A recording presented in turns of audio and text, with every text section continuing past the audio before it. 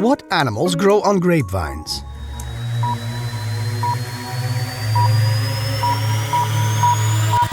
Grey apes. One morning at the Joneses. The phone bill is exceptionally high. You have to limit its use. I don't use this telephone. I use the one at the office. Same here. I hardly use this phone. I also use my work telephone. Me too. I never use a home telephone. I always use my company mobile. Then the maid says, "So what's the problem? We all use our work telephones." Bill had won a toy at a raffle. He called his kids together to ask which one should have the present. "Who is the most obedient?" he asked. "Who never talks back to mother? Who does everything she says?"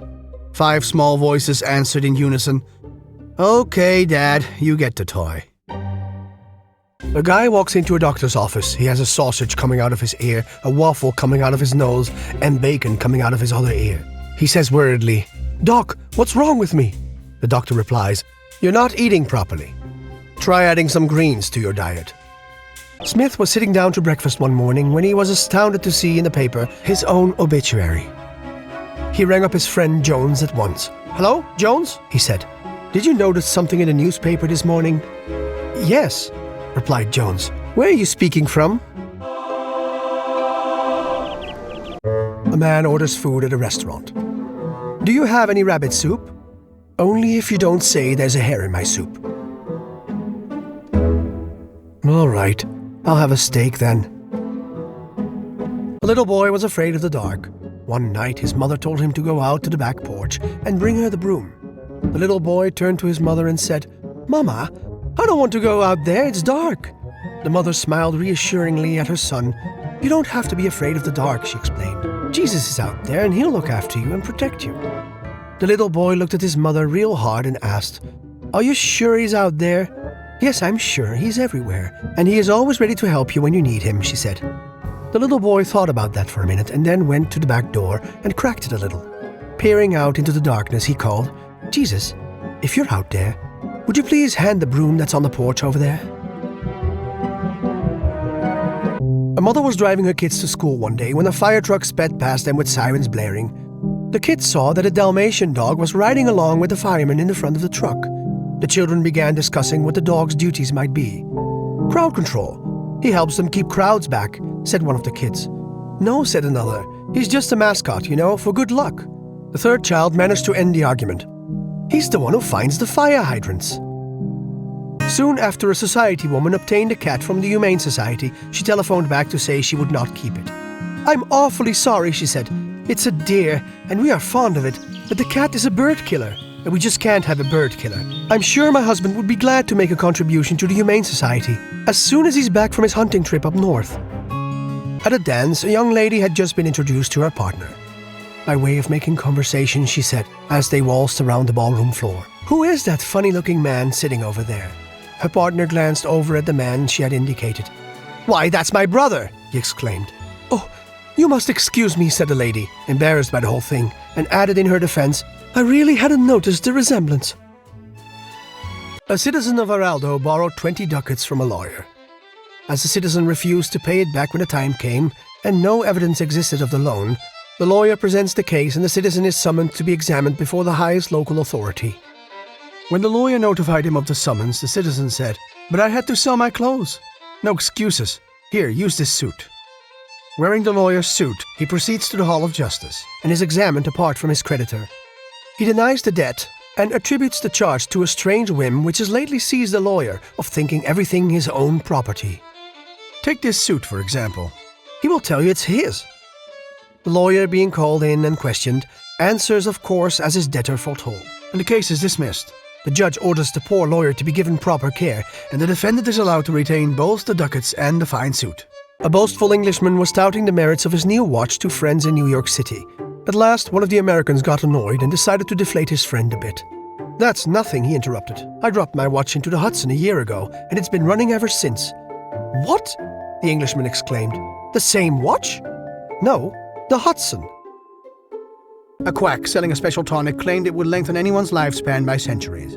"I am living proof," he said. "I'm over 300 years old and I feel amazing." A skeptic in the audience asked the charlatan's young assistant, "Is he really that old?" "I can't tell you honestly. I've only worked for him 100 years. Mr. Jones, began the timid-looking young man. I'm embarrassed to ask, but, Why, yes, my boy, you may have her, smiled the girl's father. The young man gasped. What's that? Have whom? He asked. My daughter, of course, replied Jones. That's what you mean? You want to marry her, don't you? Why, no, said the young man. I just wanted to know if you could lend me $25. Certainly not, said Jones sharply. Why, I hardly know you. A speaker was lecturing on Forest Reserve. I don't suppose, said he, that there is a person here who has done a single thing to conserve our timber resources. There was silence for several seconds, and then Jimmy spoke softly from the rear of the hall.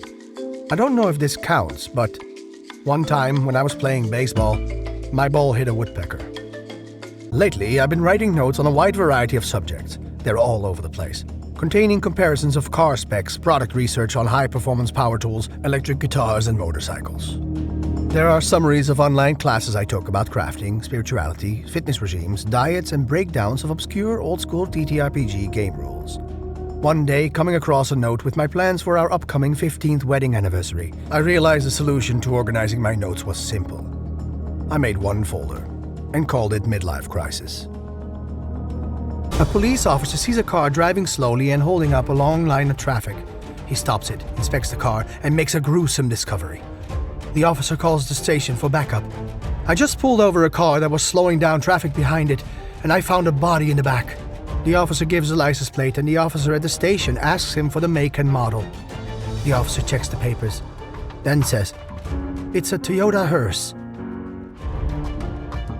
Captain Literal was attending a PTA meeting at his son's school. We're the only ones who haven't heard back from the eye doctor yet, and it's been a month. A month ago, Captain Literal's son, Kid Literal, arrived home from school with his hand covering his eye. What's wrong with your eye? Nothing. Why do you have it covered then? Oh, that. We had eye exams today, and the eye doctor hasn't told me to take my hand away yet. I see. Miss Literal told Captain Literal. And a month later, Captain Literal was attending a PTA meeting at his son's school. We're the only ones who haven't heard back from the eye doctor yet, and it's been a month. "Oh, hi there! Do you know how to fix a parachute?" says the skydiver falling down. "Sorry, no," says another man as he shoots upwards. "Say, do you know how to control a jetpack?" "It must have taken a lot of courage to rescue me as you did," said the pretty girl to the fireman. "You don't know the half of it. I had to knock down 3 other guys who would try to rescue you." Be careful not to jump to a conclusion. A man is struck with the worst of luck during a parachute jump. His parachute malfunctions and remains closed. Out of some weird superstition, he always keeps a fortune cookie with him, thinking it can boost his luck when he needs it. He opens the cookie and reads. It says, "Be careful not to jump to a conclusion." On a cold winter evening, a traveler arrived at an inn, and none of the other patrons would make space for him around the fire, no matter how politely he asked.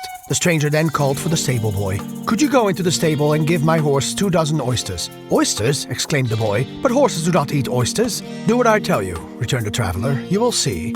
The boy left the room, and all the guests rushed after him out into the stable to see a horse eat oysters. When the stable boy came back, he said that the horse wouldn't eat the oysters, thinking himself quite the stable genius for being right. "All right then," said the traveler, sitting comfortably by the fire. "Give me the oysters and a helping of oats to my horse." And that is how he got a seat by the fire that night.